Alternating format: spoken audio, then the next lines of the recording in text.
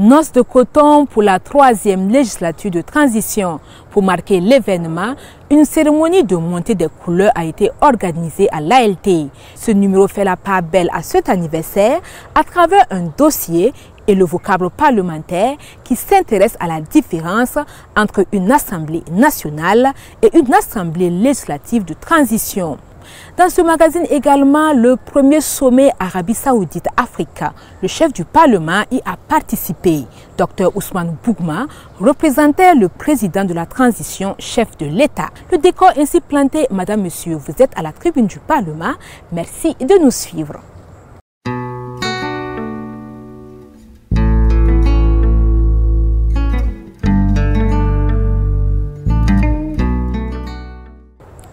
Le premier sommet Arabie Saoudite-Afrique s'est ouvert le 10 novembre dernier à Riyad, la capitale de l'Arabie Saoudite. La délégation du Burkina Faso était conduite par le président de l'Assemblée législative de transition, son Excellence Dr Ousmane Bougma, représentant le président de la transition, chef de l'État, le capitaine Ibrahim Traoré. Le compte-rendu de l'ouverture officielle de ce sommet est signé sous le nom Ibrahim Gigma avec la voix de Alizeta Nakanabo. Rwanda. Plus de 50 pays à ce premier sommet entre le Royaume d'Arabie Saoudite et le continent africain. Nous sommes au premier sommet Saoudo-Afrique. On dénombre une quinzaine de chefs d'État venus rencontrer le prince pour envisager un avenir solidaire, un partenariat qui respecte la souveraineté. Il s'est agi pour nous de venir au niveau du Royaume d'Arabie Saoudite et de porter les préoccupations de l'heure, que sont les questions sécuritaires et humanitaires que traverse notre pays. Nous avons pu déjà échanger avec certains acteurs sur place parce que l'Arabie Saoudite est un leader dans plusieurs domaines, aussi bien au niveau sous-régional qu'au niveau international. C'est un partenaire qui compte au niveau international et avec lequel les pays africains peuvent travailler. Dans le contexte actuel qui est le sien, le Burkina Faso est en quête de partenaires.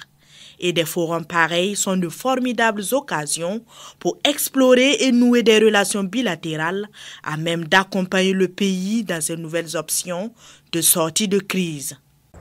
En terre saoudienne, son Excellence Dr Ousmane Bougma, représentant le président de la transition, chef de l'État, le capitaine Ibrahim Traoré, a rencontré des délégations du Niger et de l'Érythrée.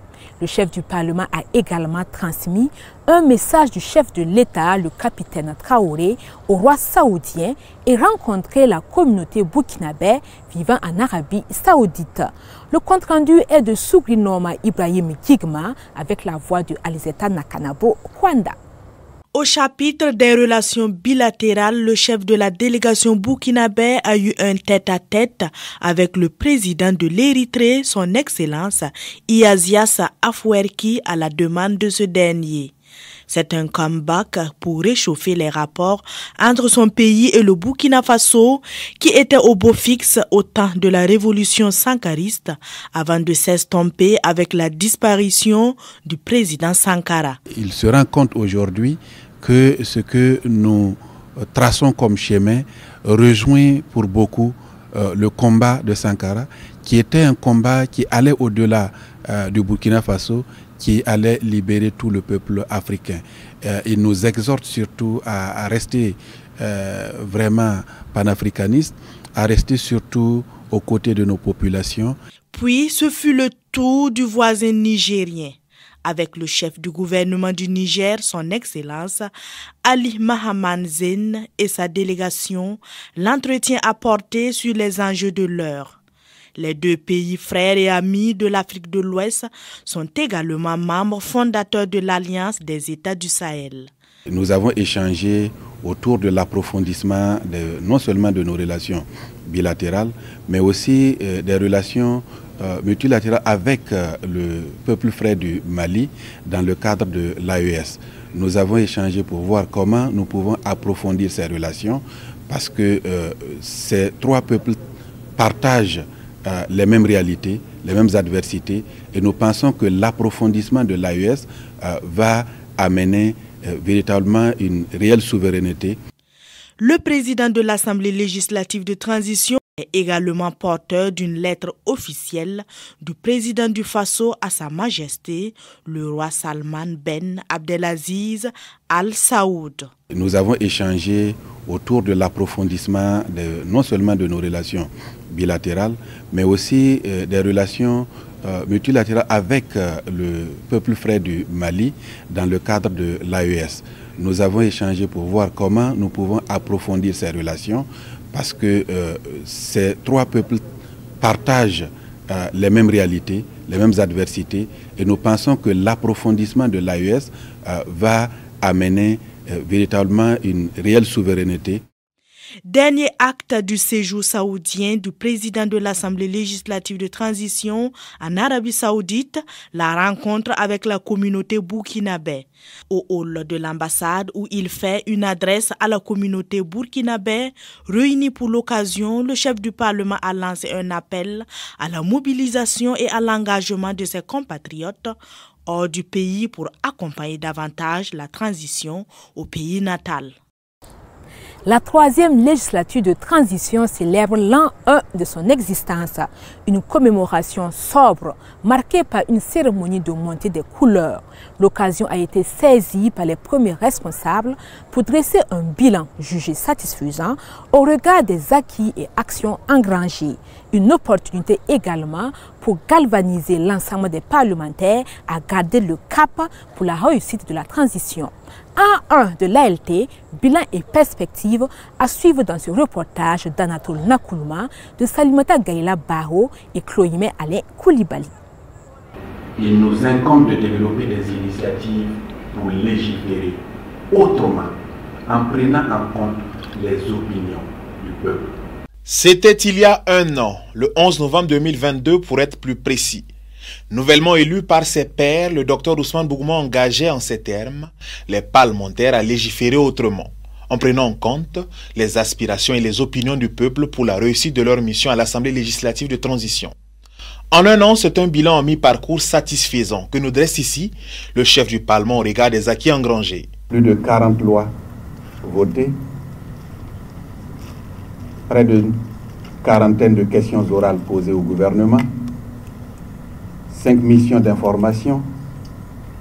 Ensemble, nous avons sillonné les 13 régions du Burkina à la rencontre de nos forces combattantes, de nos personnes déplacées internes, de nos légitimités coutumières et surtout, nous avons été à l'écoute de nos forces vives des régions afin de recueillir leurs propositions pour les réformes à venir.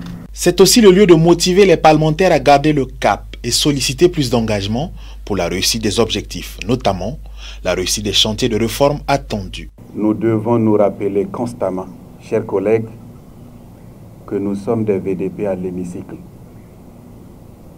Nous sommes des députés VDP. Et pour cela, nous n'aurons de repos que lorsque le pays sera complètement en paix. Ça sera notre contribution pour rétablir la paix dans notre pays, pour améliorer la gouvernance, pour que les Burkinabés soient davantage unis. Notre peuple, avec tous les peuples du monde, à la conquête de la liberté et du progrès, la patrie où l'avons nous.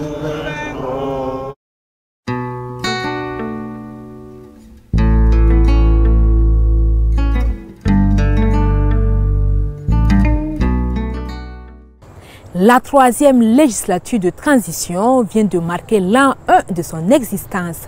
Mais qu'est-ce qui fait la différence fondamentale entre une assemblée législative de transition et une assemblée nationale? La réponse avec le chef de service des relations publiques de l'ALT, M. Honora Bationo. La première différence entre une assemblée parlementaire de type classique et l'assemblée législative de transition se situe dans l'appellation même du membre de cette assemblée. Conformément à l'article 2 du règlement de l'ALT, ces membres portent le titre de député de transition et non de député tout court. La deuxième différence entre les assemblées qui siégeaient jusque-là et l'ALT se trouve dans la permanence de ces travaux. En effet, l'article 18 de la Charte de la transition stipule que l'ALT est en session permanente dès sa mise en place. C'est en effet ce qui est constaté depuis le 11 novembre 2022. Les urgences sont nombreuses et permanentes. Pas besoin d'attendre des périodes pour statuer sur les besoins qui recommandent une diligence. La troisième différence se trouve dans la gratuité du mandat des membres de l'Assemblée législative de transition, article 3.1 du règlement de l'ALT. La quatrième différence se situe dans l'appellation d'un de ces organes, à savoir l'organe de regroupement par affinité, qui sert de consultation pour mieux aborder des sujets qu'on appelait autrefois groupes parlementaires et qui prend la domination aujourd'hui de groupes constitués. Contrairement aux groupes parlementaires, qui étaient d'essence hautement politique, les groupes constitués qui siègent à l'ALT ne le sont pas tous. Les groupes constitués sont des porte-étendards aux préoccupations que les populations vivent tous les jours et dont ils se font les relais auprès des exécutifs pour trouver des solutions. Les députés de la présente transition votent la loi, consentent l'impôt et contrôlent l'action du gouvernement conformément aux dispositions de l'article 84 de la loi fondamentale. À l'ALT, toutes les couches de la société sont représentées.